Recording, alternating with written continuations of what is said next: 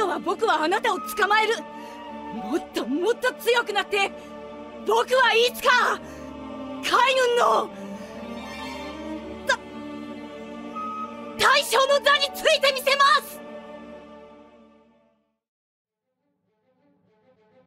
Petit disclaimer avant de commencer la vidéo, vous êtes plus de 95% à regarder mes vidéos et à ne pas être abonné à la chaîne. Donc si mon contenu te plaît, n'hésite pas à t'abonner à ma chaîne YouTube ainsi qu'à mon compte Twitter et à liker la vidéo, ça prend 2 secondes, c'est gratuit, ça aide pour le référencement et ça fait toujours plaisir. Sur ce, allez, c'est parti.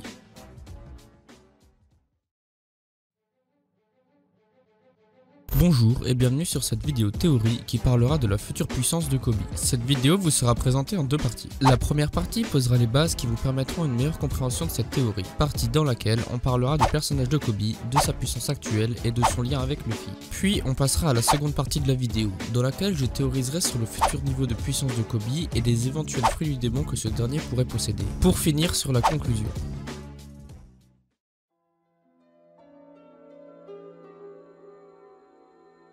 Kobe est un capitaine de la marine. Il fut sous les ordres du vice-amiral Garp avant que celui-ci ne démissionne. Il est actuellement membre de l'unité des forces secrètes spéciales, le SWORD. Auparavant, il était sous les ordres d'Alvida, jusqu'à ce que Luffy le libère. Kobe fut l'une des premières personnes à se lier d'amitié avec Luffy en tant que capitaine pirate. Il est apparu sous le grade de capitaine après l'ellipse. Lors de sa première apparition, Kobe était un garçon petit, timide et joufflu aux cheveux roses. Et il manquait clairement de compétences au combat. Selon Alvida, la seule raison pour laquelle elle l'a gardé dans son équipage était parce qu'il était bon en navigation.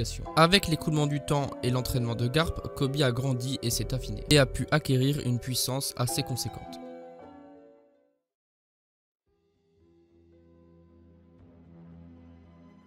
Pendant la guerre de Marineford, Kobe a éveillé son haki de l'observation. Il a développé cette forme du haki à un assez bon niveau, puisqu'il est capable de détecter une torpille d'assez loin et d'évaluer la puissance de ceux qui sont autour de lui. En ce qui concerne son haki de l'armement, on ne sait pas s'il le possède car on ne l'a jamais vu en faire usage. Mais étant donné son grade de capitaine, il serait logique qu'il n'ait ne serait-ce qu'éveillé cette forme du haki. Pour le haki des rois, on sait que c'est le type de haki le plus rare, car possédé par seulement une personne sur 1 million. Il serait donc peu probable que Kobe le possède, mais d'un autre côté, ce serait logique que Kobe ait ce type de haki étant donné le poste d'amiral que ce dernier rêve d'obtenir. Rêve et objectif qu'il finira bien par atteindre, s'il ne devient pas carrément amiral en chef. Poste qui, on le rappelle, demande une grande expérience, une très grande puissance, mais également un esprit fort, qui est une caractéristique commune aux utilisateurs du haki des rois. De plus, depuis son entraînement avec Garp, Kobe est devenu assez fort pour utiliser l'un des 6 pouvoirs, la technique du solu, ou incision en français, et une technique de déplacement rapide. Il a utilisé le solu 2 fois contre Luffy, une fois à Water 7 et une fois à Marineford, même si cette technique ne l'a pas vraiment aidé. On sait aussi qu'il n'a pas mangé de fruits du démon, car on l'a vu nager très vite, étant capable avec ses mains de dévier une torpille qui se dirigeait vers le bateau du roi Ryū.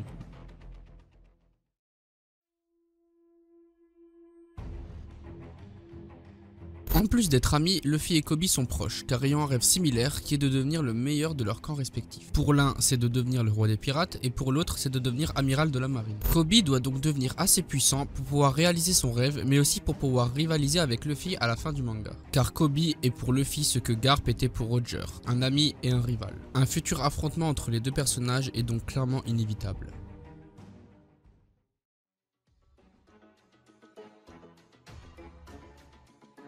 En tant qu'amiral, Kobe se devra de maîtriser son haki de l'armement à son paroxysme, et donc par conséquent être capable au minimum de détruire ses adversaires de l'intérieur. Cela devra également être le cas pour son haki de l'observation, il pourra donc au minimum entrevoir le futur comme Katakuri. En ce qui concerne le haki des rois, il n'est pas obligé de le posséder pour être plus puissant, il pourrait très bien avoir la puissance d'un amiral sans haki des rois comme Garp nous l'a prouvé. Après, je pense que si Kobe possède le haki des rois, cela serait quand même un avantage à ne pas nier. Ensuite, Kobe maîtrisera sûrement les 6 pouvoirs à un stade bien plus élevé que Rob Lucci a pu nous le démontrer durant l'arc Enies Lobby, et pourra donc par conséquent utiliser le Ryokyogian également à un stade plus élevé que Rob Lucci.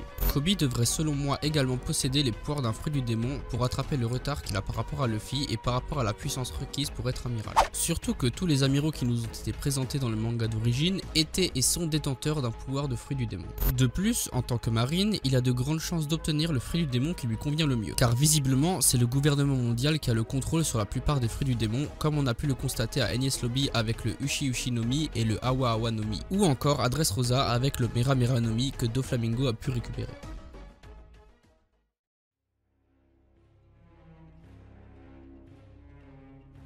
Pour moi, les possibles fruits du démon qui iraient le mieux à un personnage comme Koby sont le Mera Mera no Mi si Sabo venait à mourir, car en plus d'être un fruit assez puissant, cela accentuerait encore plus le lien que Koby partage avec Luffy. Ou encore le Hie Hie no Mi si Aokiji venait à mourir, car tout comme le Mera Mera no Mi, ce fruit du démon est très puissant. Et le fait que Koby mange ce fruit du démon amplifierait le lien qu'il a avec Aokiji, étant donné leur façon de voir la justice qui est quasiment la même. Après, il pourrait aussi manger le Zoan de la panthère, fruit qui pourrait lui valoir comme surnom la panthère rose. Cela donnerait à Oda l'occasion de placer une référence à une autre œuvre en plus dans son manga. Il est également possible qu'il mange le fruit du chewing-gum, qui correspondrait à sa couleur de prédilection, le rose, et qui permettrait de faire un parallèle avec Luffy. Après, cette idée peut sûrement paraître exagérée, mais bon, quand on sait qu'un second de Yonko a mangé le fruit du mochi, ou que le héros de l'histoire a mangé le fruit du caoutchouc, je pense que voir une personne manger le fruit du chewing-gum ne paraît pas si débile que ça. Après, comme dit précédemment, Koby n'est pas obligé de manger un fruit du démon. Il pourrait très bien faire comme Garp, mais je trouverais dommage de priver ce personnage d'un power-up aussi facile et puissant.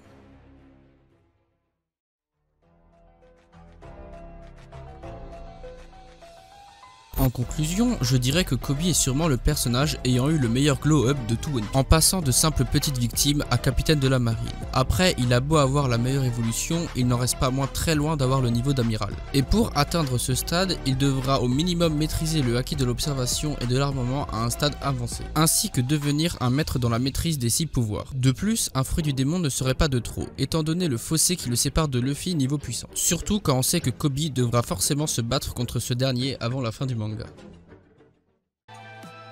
Merci d'avoir regardé cette vidéo jusqu'au bout. Si cette dernière t'a plu, n'hésite pas à t'abonner à la chaîne YouTube, à me rejoindre sur Twitter, ainsi que liker et commenter la vidéo. Sur ce, allez salut!